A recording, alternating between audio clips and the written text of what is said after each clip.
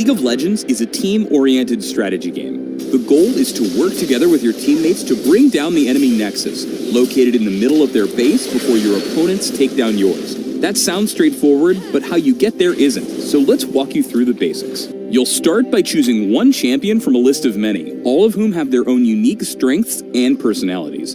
Some are ranged marksmen, pelting their opponents from a safe distance, or burly fighters who like to get up in their opponents' faces. Others are arcane mages, casting powerful spells to trap and damage their enemies. However you like to get things done, there's a champion out there to match your style. During the game, champions get stronger in two ways, the first of which is leveling up.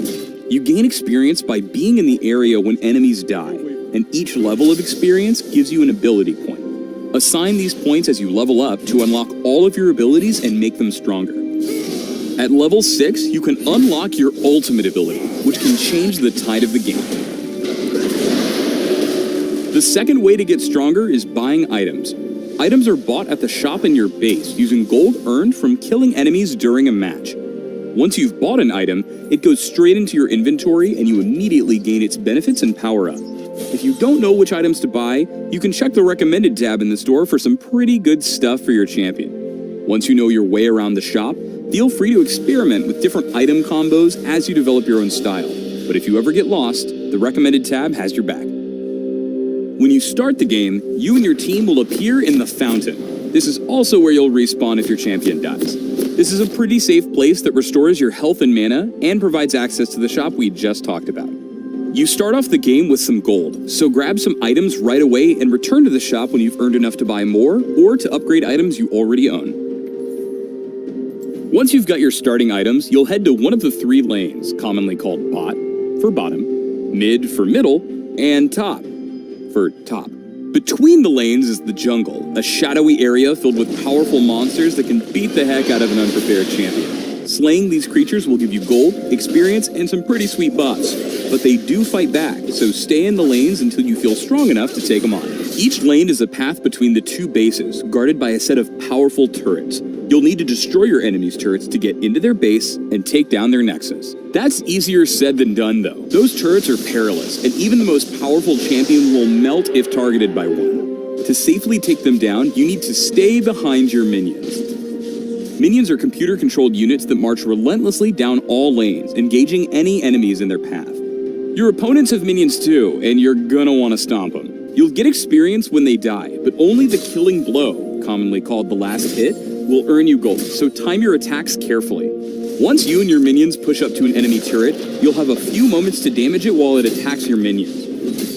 If you're in range of the turret without any minions around, it will attack you, so be aware of your position. Also, if you attack an enemy champion while in range of the turret, it will change its focus to attack you, even if your minions are around. Working with your minions to siege enemy turrets is your main objective if you're looking to crack their base.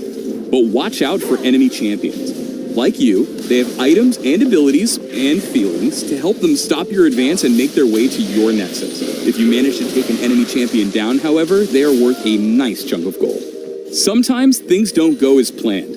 Maybe an enemy champion gets the drop on you, or maybe you take one too many turret shots. Whatever the case may be, if your champion dies, you'll have to wait for your death timer to expire before respawning back in your base's fountain. This timer increases as the game goes on. Dying early in a match only requires a few seconds of timeout, while a death later on could result in a 30-second penalty or even longer.